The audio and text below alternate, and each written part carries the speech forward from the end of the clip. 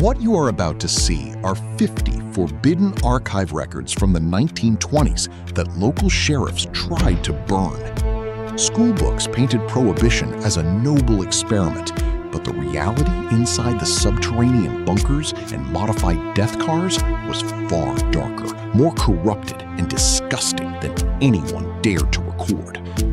Enter the archives. Chapter 1: The Modified Death Cars.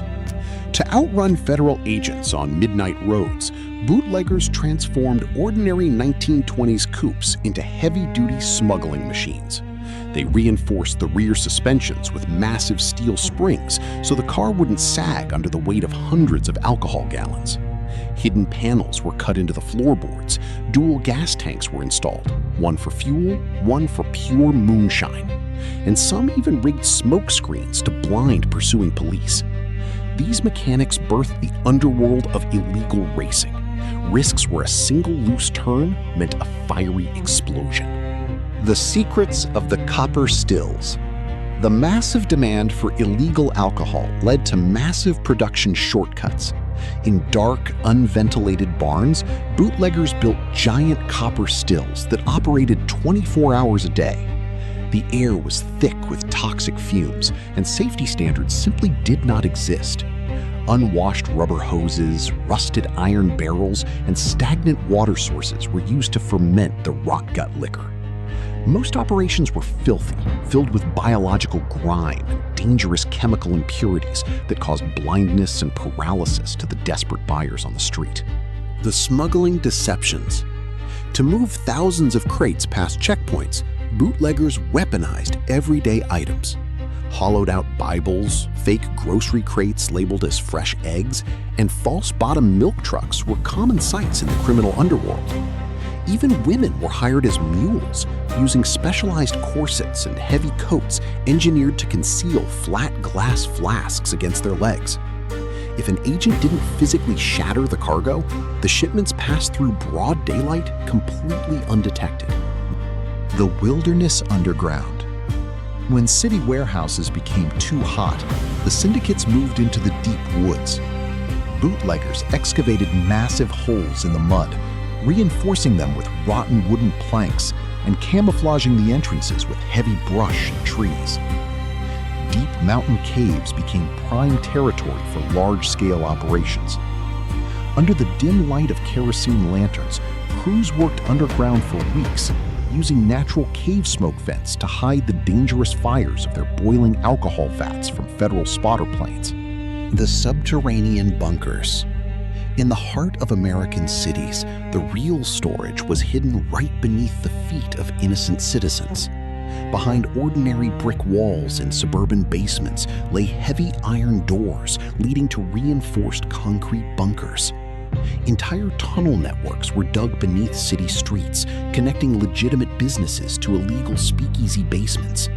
These hidden vaults contained fortunes in contraband, heavily guarded by armed lookouts who spent their entire lives in the damp, dark underground, waiting for the midnight distribution call. The corrupt payoffs. The massive wealth of the bootlegging syndicates easily penetrated local law enforcement.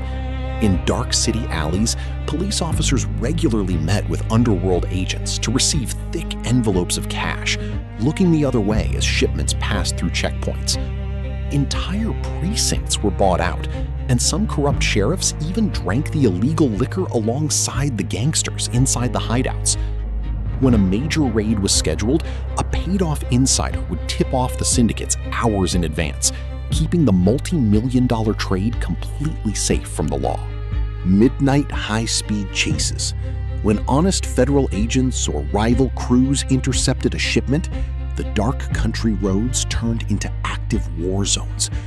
Bootleggers drove at breakneck speeds through winding dirt roads with zero headlights to avoid detection, leading to horrific high-speed crashes into deep ditches. Tommy gun fire ripped through vintage windshields, and empty bullet casings littered the mud. For a bootlegger, getting caught wasn't just about prison. It was a lethal game where a single bullet to the car's fuel tank meant a blinding explosion in the dark. The mega distribution warehouses. Behind the walls of legitimate businesses like textile factories and industrial docks, Al Capone's syndicates operated massive distribution centers. Thousands of contraband crates arrived under the cover of total darkness, unloaded from hidden riverboats by massive crews of underworld laborers. Using primitive pulley systems and industrial cranes, the operations ran like clockwork, processing fortunes in illegal alcohol in a single night. These mega warehouses were heavily fortified fortresses, wired with alarms and guarded by snipers hidden in the rafters. The Syndicate Kings. While street-level runners risked death every night, the kings of the liquor syndicates lived in absolute, untouchable luxury. Surrounded by heavily armed bodyguards and smoke-filled private rooms, the bosses controlled entire cities with a single nod. Their hidden wall safes held millions in cash, blood money extracted from the dirty saloon trade. They wore custom suits and expensive jewelry, insulating themselves from the violence they ordered, operating as corporate CEOs of America's first multi-million-dollar criminal empires. The backyard stills and family wars. Prohibition didn't just enrich organized crime syndicates, it forced ordinary, starving American families into a brutal underground economy. In dark tenement kitchens and hidden rural basements, desperate mothers and fathers operated crude, homemade copper stills equipped with makeshift cooling coils to keep their children fed. For many, these dangerous, leaking copper coils were the only thing preventing total starvation. It was a life of pride and survival, but consumed by constant terror. The scale of production varied wildly. While a poor family relied on a tiny, precarious setup that produced just a few tainted gallons a week, rival factions built massive, high-tech industrial distilleries lined with pristine, polished copper piping that operated with military precision. But this immense wealth triggered a sickening dark side, ruthless family blood feuds.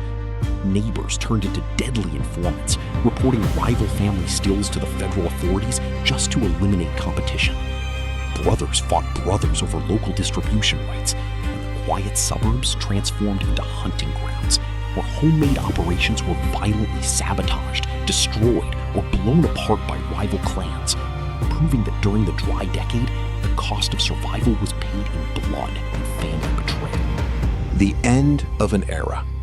In 1933, Prohibition officially ended, leaving behind a trail of corruption, blood, and broken laws. The massive concrete bunkers were sealed, and the modified death cars vanished into history. But this dark criminal underworld didn't start in the 1920s.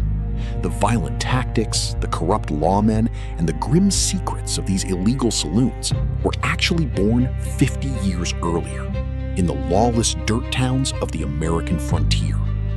Before the bootleggers, there were the forbidden outlaws of the Wild West.